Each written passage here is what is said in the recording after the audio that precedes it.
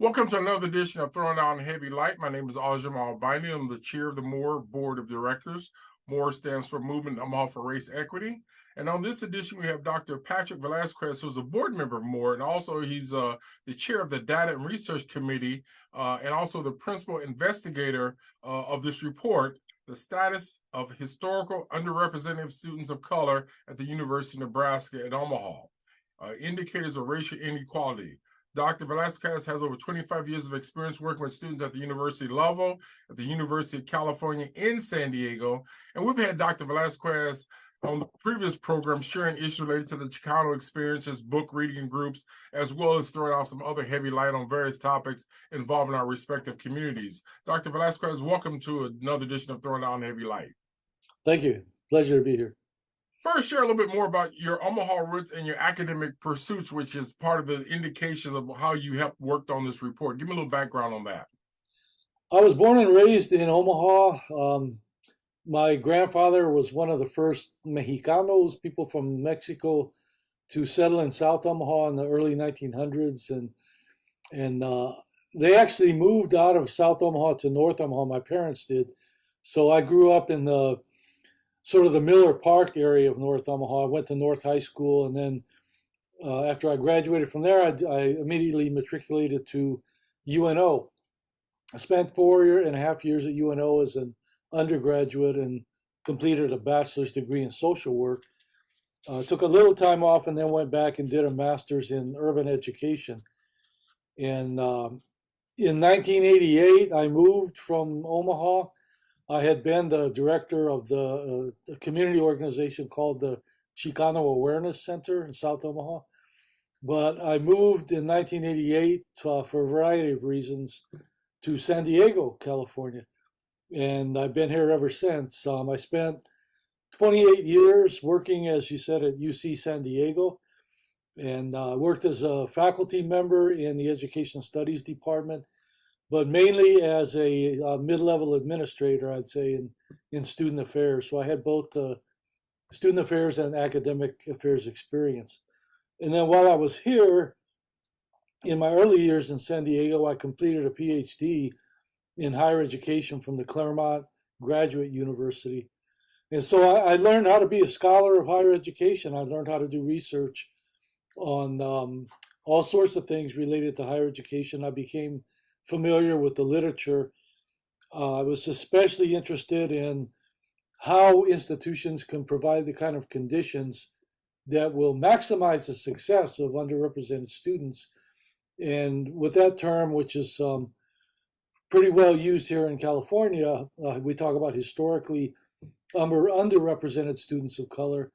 And those are, for the most part, Chicano students, students of Mexican origin, African American or Black students, and Native students. So yeah, it was an interesting experience to go back to my alma mater and look at the data on their outcomes for our students, and also for a certain period of time, as you know, I know we'll talk about this, but to actually dialogue with some of the administrators that are working at UNO now.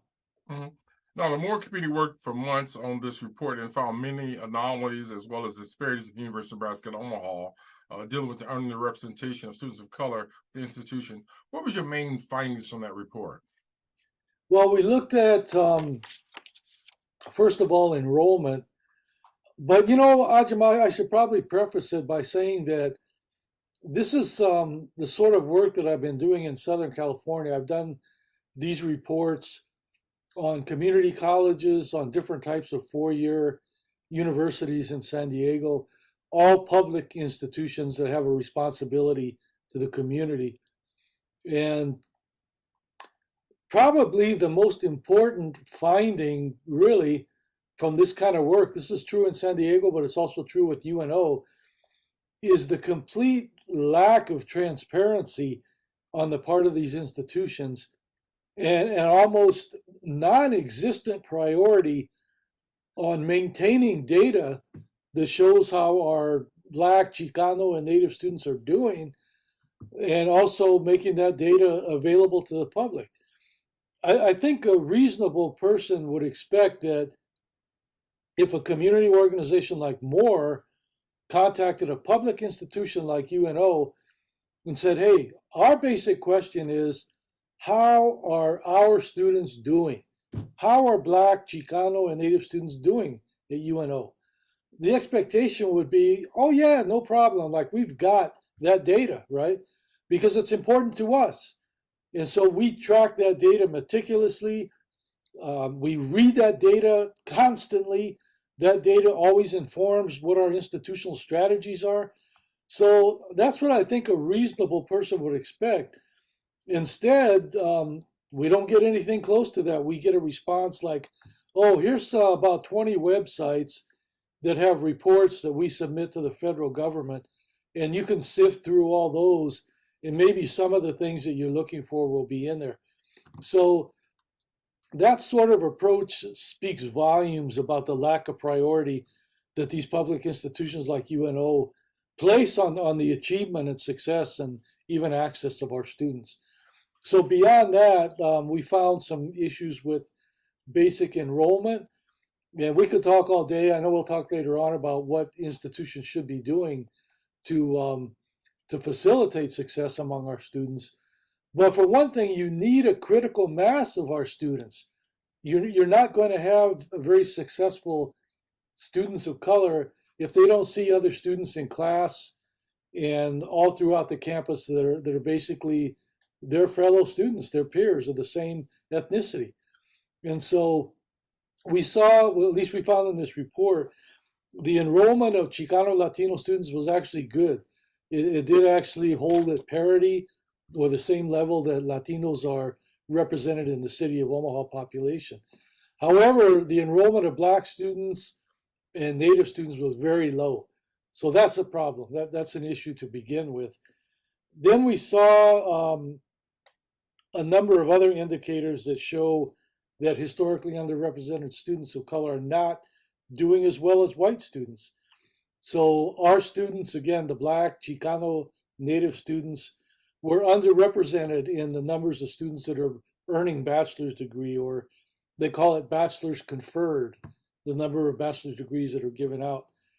The number of graduate degrees, and we can talk later about why this is important, but the underrepresented students are far low in terms of their numbers in graduate school enrollment. And then in the graduation rates themselves, we saw consistent gaps because we looked at this data over at least a 5-year period leading up to today. So we found consistent gaps between the graduation rates of white students and those of historically underrepresented students of color. So those were some of the key outcomes measures we looked at. But we also know from the scholarly literature that faculty of color and staff of color play a big role in facilitating the success of our students. So we looked at their data on faculty representation and staff representation and found again most of it was pretty deplorable. Faculty representation was really low as far as Black, Chicano, and Native faculty. For faculty and staff, and I'm not exaggerating, the numbers of Native Americans you could almost count on the fingers of one hand. And Wow. so it's really, really depressing. And especially when you consider, again, I grew up in Omaha and I know the historical presence of Native peoples here in Omaha and all throughout the state of Nebraska. And so to see that after all these many years, as UNO has existed as an institution, they've made apparently almost no inroads in the enrollment of Native American students or the hiring of Native faculty and staff. So those are some of the key findings that we took away. By the way, you alluded to the transparency. How reliable was the data? Do you trust the data they gave? Because again, they were somewhat reluctant and they tend to hide stuff over the years and so on. But do you think the data and it was reliable or indicate what we see today? Yeah, I think it's accurate. These are part of, again, reports that UNO and any institution that receives federal funding, they have to make these reports annually. And so I don't think they would falsify their data. At least I hope not. Yeah. So our assumption is that the data is accurate. Now, I also report focus on undergraduate students you alluded to a little bit earlier. And is there a correlation between the status of graduate students and faculty who teach at UNO in terms of racial disparity? So you alluded to a little bit to that, but is there a correlation or can we see some reliability between those numbers? Yes, again, the numbers, and these are basically what we would call in statistics descriptive statistics. I'm not going to claim to be a psychometrician, but these are basic um, points of data, and so you can look at these and compare them with whatever benchmark you choose. I think, as we often do here in Southern California, our expectation as representatives of communities of color is that the representation of faculty should, to a large degree, look like the enrollment of undergraduate students. So if you have an institution like UNO where maybe the enrollment of Latinos undergraduates is about 15%, ideally you would want the faculty numbers to reflect that. You would want about 15% of your faculty to also be Latino. So we're a long ways from that, from all three ethnic groups, racial groups that we're talking about today. And so the numbers were, again, particularly low with Native folks, very low faculty representation and also staff. The Chicano Latino numbers are also very low for faculty and staff. I think they're doing a little bit better with black staff, but not so much on the faculty end. And I think the emphasis here in the discussion, Ajamal, is that people could ask the question, well, why is it important to have faculty and why is it important to have graduate students in particular? So again, the scholarship is very clear about the important role that underrepresented faculty play. They are more likely, statistically, they are more likely to teach diverse curriculum, to do diverse research, and to mentor underrepresented students than are the white faculty. So their presence is important. Also, I don't know that much about how the governance structure works at UNO, but my assumption is they claim to be a research institution. So my assumption is they use a model of shared governance, where the academic senate, made up of faculty, tenure track faculty, shares the decision-making power with the administration, the chancellor, the president, and so forth. And the way that the academic community does that on campus is through the voice of the academic senate. Well, if you don't have Chicano, Black, and Native faculty that are on the tenure track to become full professors or associate professors, then you do not have Chicano, Black, and Native voices in the academic senate. And again, they play a heavy role in policy at the institution. So this furthers the neglect of our communities in a way that we simply shouldn't see anymore.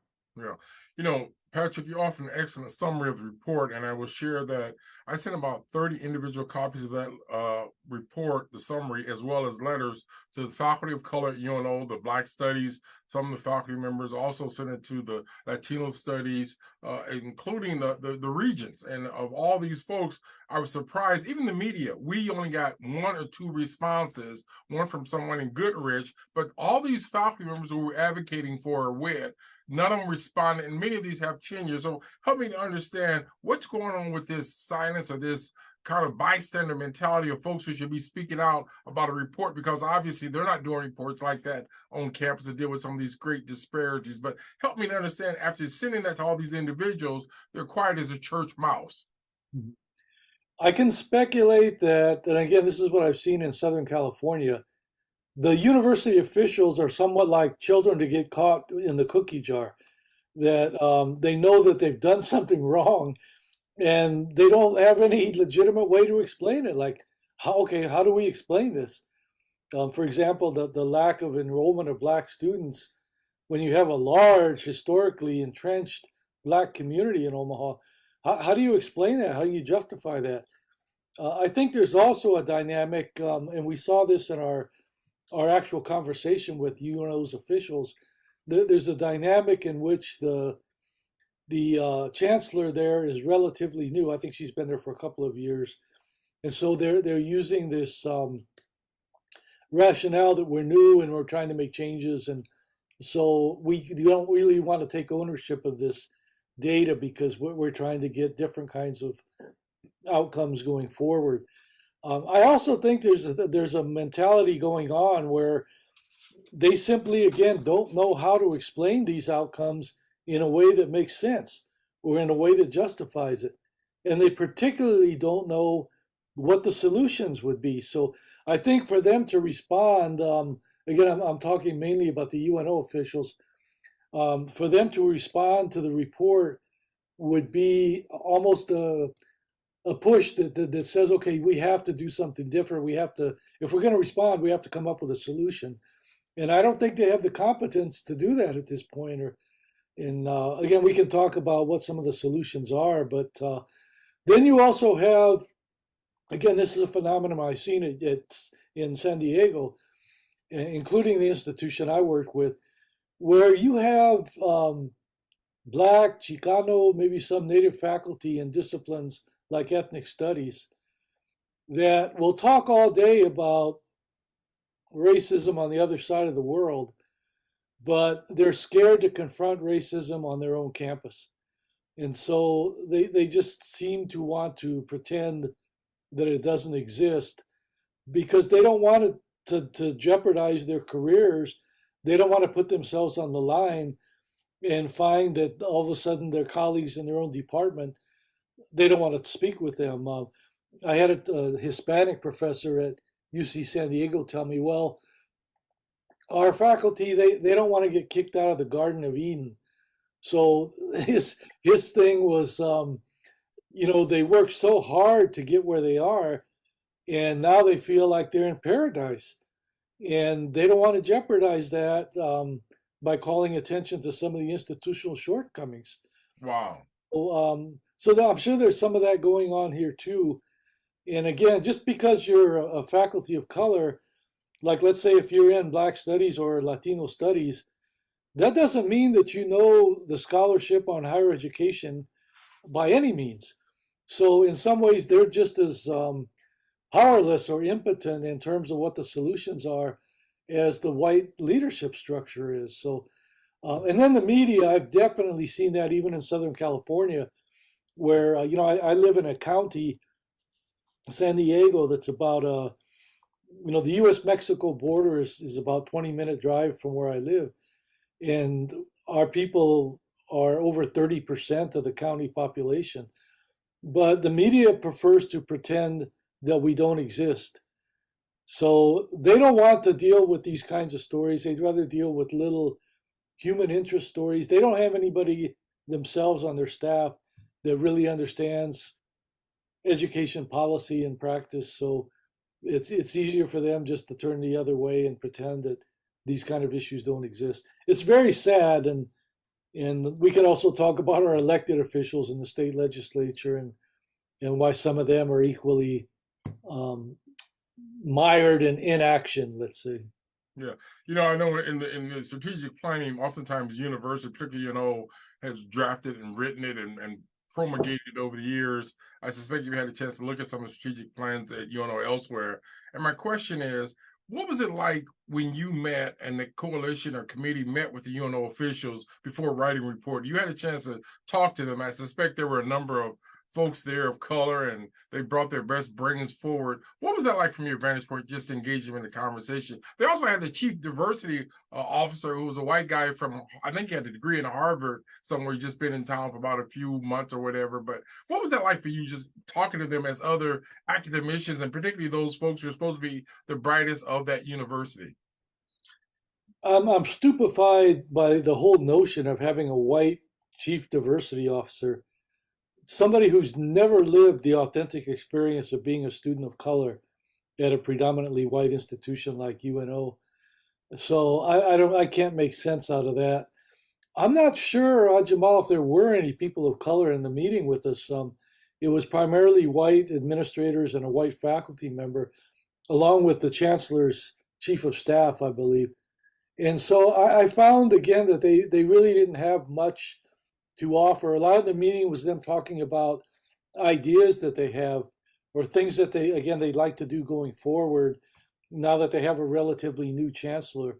And so they kept telling us, the outcomes in our data, we know it doesn't look very good, but the strategies that we're implementing right now, they're too new to be able to really change the data yet.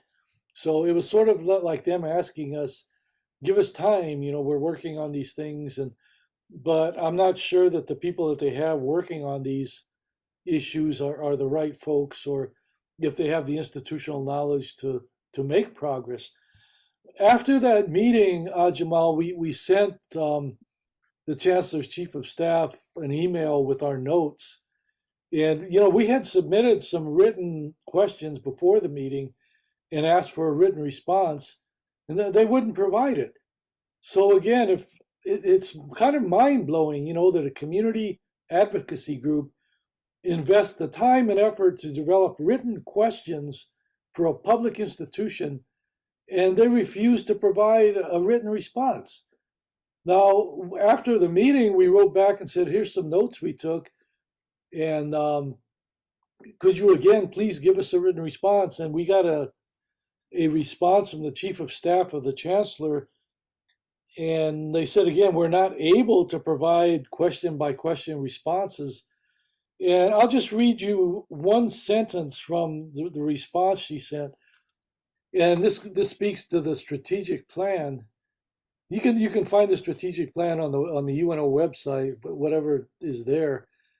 And it says, overall, UNO's strategic goal under Chancellor Lee's leadership is to enhance the social mobility of our learners through our workforce development and student performance efforts. Well, what does that mean? Again, what she's telling us is that we're going to try to take care of all students, right? We have this general strategy that we know will work with all students. We don't need to do anything specific for those Black, Chicano, or Native students because we got to control, and it's going to work for everybody. Man, that is so counter to what the scholarly literature says. The literature says you've got to name those students you're concerned about, those priority groups.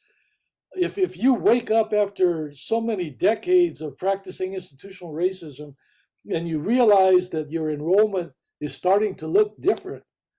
I mean, when I was at UNO, I think Chicanos were about 2% of the student body. Now they're more like about 15%.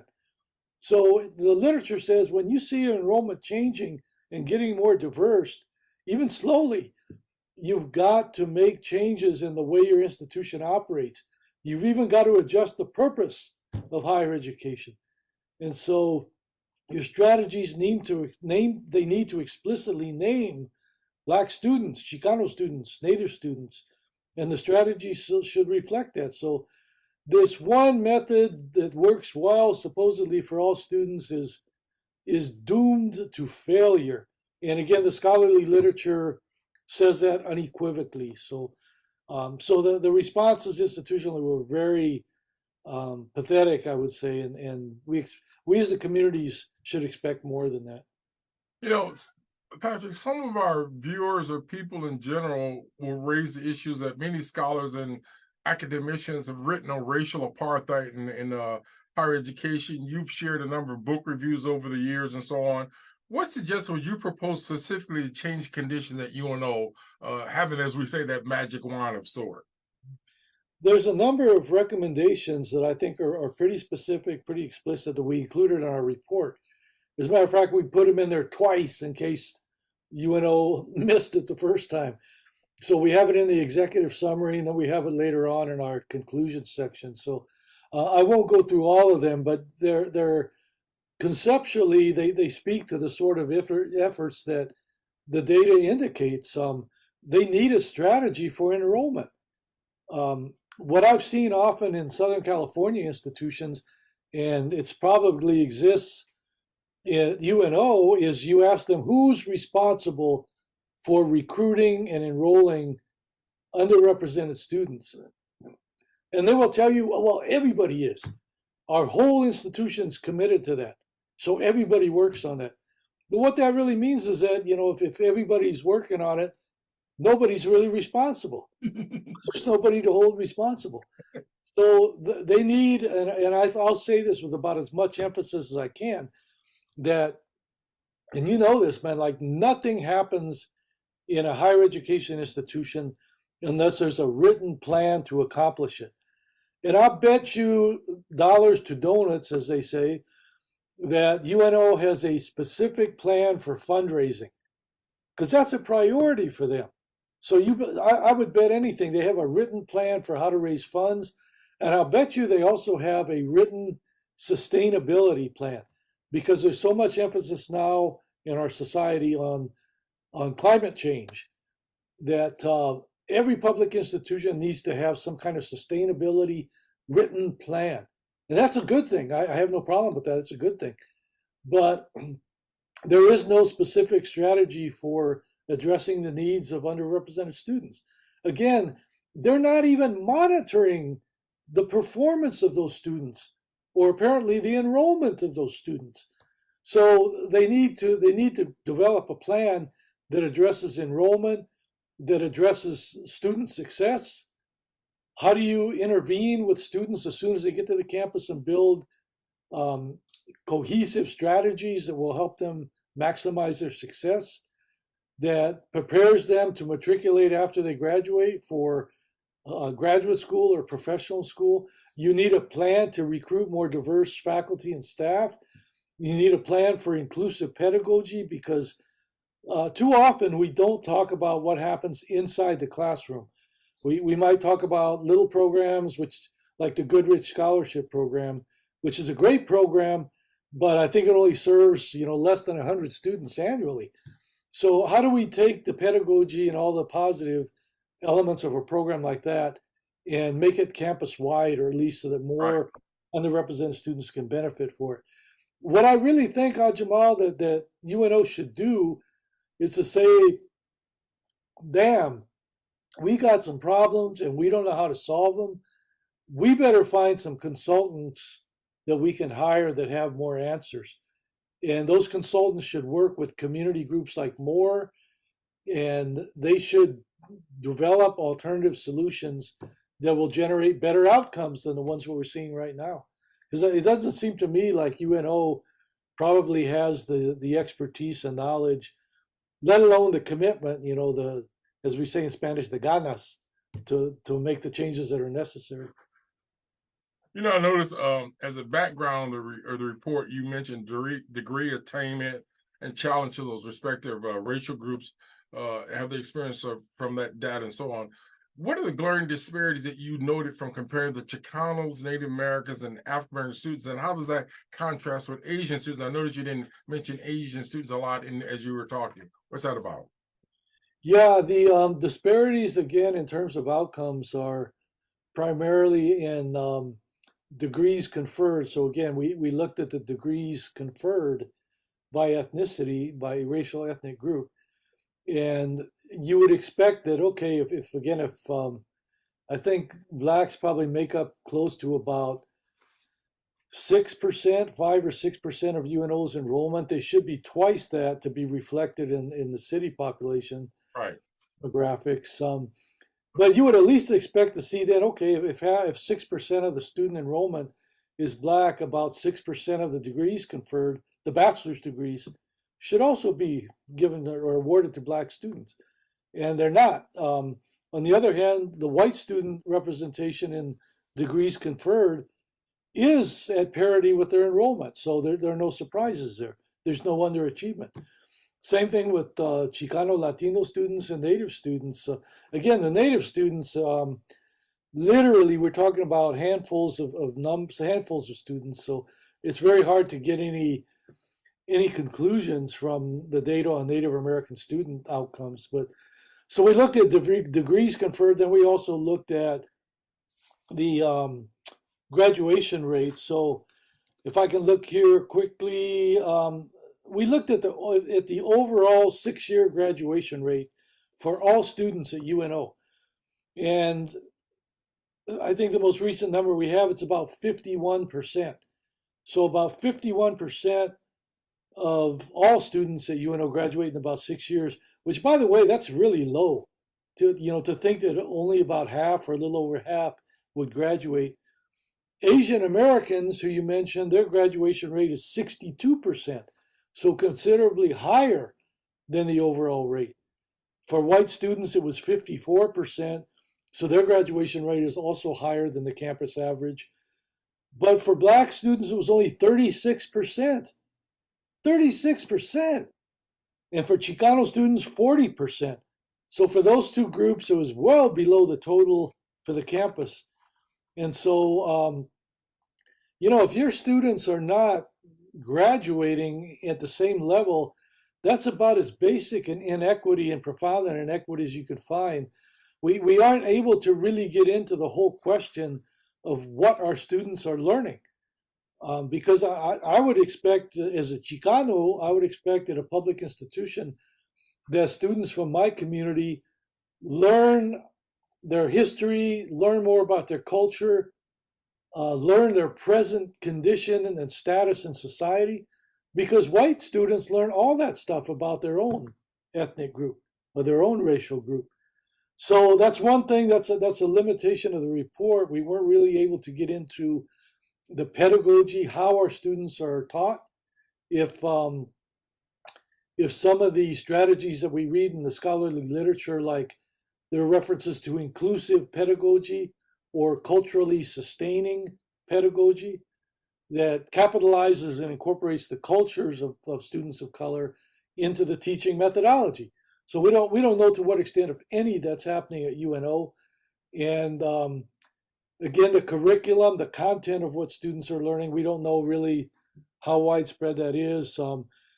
There's an entire 4-year public university system in California, I should say statewide, that within the last few years mandated that every student that graduates from that system throughout the state, they should take at least one ethnic studies course. Mhm. So I doubt seriously that UNO has any course requirements like that. And so that, again, they're behind the times if that's the case. Yeah. One of the things that came to mind after reading the report, and again, some of your comments here, is when people go through this, I say the average layperson, it is on our website. What do you want them to come away with? Whether it be institutionally folks or people who've been quiet, sitting on their hands, or people in the community who are concerned about many of the salient points you raised in this interview? I would want them to at least think. I mean, that's part of what this process is for more, I believe, and for any advocacy organization that dips into the research like this, is to create consciousness, to create awareness, so that when you think about, man, where are my tax dollars going? I know some of them go to UNO, then you have some sense of how they're performing on behalf of our community. It would be great if community folks would um, go to the UNO website, look at the Office of the Chancellor, get the contact information and email them just one or two lines about, I read this report. What are you all going to do about it? So I hope it generates some consciousness, and I hope from that consciousness, people begin to ask questions. I know sometimes university officials are out in our community in various ways or in various formats. So I hope when they step into our community, if they do at all, that some of our community folks begin to ask these questions like, okay, don't just come here, as Senator Chambers used to say, don't just come here and pat us on the head or tell us some black jokes or Hispanic jokes or tell us that some of my best friends are black or Hispanic. Like, what are you going to do in terms of institutional structures, policies, practices, strategies to generate some more positive outcomes? So, and obviously, there are some folks in our communities in Omaha. The Chicano community is pretty big now, South Omaha, and so there should be some spokespersons. I know the Chicano Awareness Center changed its name, but I hope that they haven't lost their heart. I hope that they're still an entity that would challenge an institution like UNO and at least begin to ask some tough questions. There's a question that's begging, and I go back to even your days as the undergraduate UNO and your social work experience. And I remember Ernest Ned and Matthew Staley and Miguel Hernandez and so on. And, I don't know. We sent a copy of this report to the Multicultural Affairs. They got even co-directors. So I have not heard from them. But going back to your experience in San Diego, how effective are those student multicultural affairs that are, for the most part, controlled or at the university, whether in university in San Diego or in Omaha? But what was it like for you? Would you ever deal with the multicultural affairs when you were an undergraduate at UNO yourself? I did to some extent. I remember there was a woman named Barbara Hewins Baroni who ran multicultural affairs. By the way, she's still there. She's in the Goodrich program. She teaches, Okay. yeah, almost 45, 50 years, I think. Ooh, might have been that long. She was a good person. She helped students of color feel like they had a sense of belonging there. And so what I saw then is a lot of what I'm seeing in Southern California now. That's become a big thing out here. Like every institution practically has a Latino resource center, or some of them call it Latinx resource center, whatever that means, and or Chicken X resource center. They have a Black resource center, maybe an Indigenous or Native student resource center, and then some have a more generic cross-cultural center approach. Some institutions have both. What I've seen is that, and I hate to say it this way, but in a lot of ways they put band-aids on the problem. And that's not necessarily a bad thing in and of itself, because I'm sure you and I, man, we needed band-aids at times in our lives as advocates, right? When the white racist systems beat us up, and there's a term now called racial battle fatigue. Racial battle fatigue. And I'm sure you and I both have some chronic cases of that. And so band-aids are useful, right? Sometimes we all might need a band-aid, but I think these sites have the potential to do more than that. I think they could be a catalyst for calling into question what the institution is doing. And this is a classic example of what we're talking about today. A community group does a report, and the chancellor's cabinet gets together, nobody says anything, and then maybe the director or president of multicultural affairs is kind of ease their hand up and says, are we going to talk about this report from a respected community group? And then that might generate some discussion, or at least again consciousness.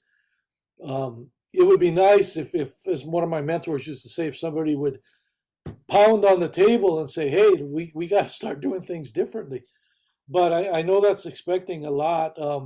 The other thing, and you mentioned this chief diversity officer, I'm starting to see for the first time, for me anyway, in the scholarly literature on diversity, that scholars are beginning to question the whole existence of these chief diversity officers, which is kind of a slap in the face, but maybe sometimes I need that, because I've always been an advocate for the chief diversity officer. And on my campus at UC San Diego, I was a powerful, not in terms of getting it done, but I was a loud voice for having a full-time chief diversity officer.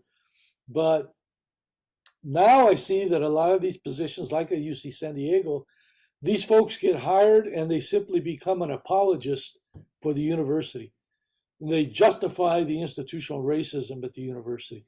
And in fact, they try to silence the voices of people who might criticize or even critique institutional racism in these institutions. So it's beginning to look like a dysfunctional strategy, except again, maybe just as a place to put band-aids on. Or I know there's one institution in San Diego that has a cross-cultural center, and many people refer to it as the preschool, because students simply go there and they're given a snack, or they're given a pillow and a blanket to take a nap on. And Aljamal, you're going to think I'm lying, that I'm making this up, but this place even brought in some therapy dogs, so that if you were a Black or Chicano or Native student and you were getting your butt kicked by institutional racism, you could go to the center and hug one of the dogs and I guess feel better and make it through the day. So yeah, that's clearly not been a viable strategy for the kind of change that's really necessary. Patrick, appreciate that vignette. It's kind of like shows you the mentality what our society has become. And I want to kind of close out by giving you an opportunity. Are there any closing comments you would have for our viewing audience that from many of the salient points you raised, and again, issues that we won't hear coming from the university in Lincoln or Omaha or Kearney, but there are some things that you would share with our audience, particularly those in the community who will do something about these anomalies or problems? I know it can be frustrating for communities of color. I imagine there are some people who will look at this and say, damn, man, like these folks did a conscientious effort to generate this report, and the media ignores it, and the institution itself ignores it. So what's the use? But I feel still that these reports are very important. If nothing else, they're a historical document. It is just a snapshot in time, but they give us a document that looks at the status of communities of color. And San Diego and Omaha are very similar in those senses that there's not too many. If we said, man, where's the history of the Black community in North Omaha? Where's the history of the South Omaha community? Who's written that? Where are the scholars that have written that history? And the same thing I could ask in San Diego, like where's the history of the Chicano community, large Chicano community right on the border? Who's written that history, and or who writes about the struggles that we have in these institutions? So at least it does document the legacy of institutional inaction and our struggles, the fact that we did it. But I think going forward, for more as an organization, our plan is also to do a similar report on Metro Community College. Now, Metro has been much more transparent than UNO. They provided us virtually all the information we requested. We also want to do a similar report on the Omaha Public Schools, obviously a critical institution in the education of our communities. But OPS took the same kind of tactic that UNO did and just referring us to some links on the internet that include the report. So we will have to sift through and extract all this data information ourselves. But we haven't stopped, and we don't intend to stop. So we're going to try to continue to generate these reports and speak to our elected officials as well as these institutional leaders. And man, we have to hold them accountable. That's, I think, the bottom line. Well, I know Dr. Patrick Velasquez, we appreciate you sharing some heavy light and information about the report, and we hope to have you back again and talk about some of these other reports and issues as they affect Latinos, Chicanos, Native Americans, Asians, as well as African American students and people in our community. So hopefully we get a chance to raise some more of these issues and give people a chance to respond to the issues that were raised. But appreciate you greatly. Thank you. And let me just add, Ajmal, you might have said this, but this report we've been discussing is on the MORE website, so anyone can access it there. MoreOmaha.org is where it's at. And also we will still link to some of the people who probably need a chance to see this video to maybe spur them into reading it and making some action. Thank you very much. So on that note, we thank you very much. Hope you've enjoyed this edition, and join us again for other editions of Throwing Out Some Heavy Light.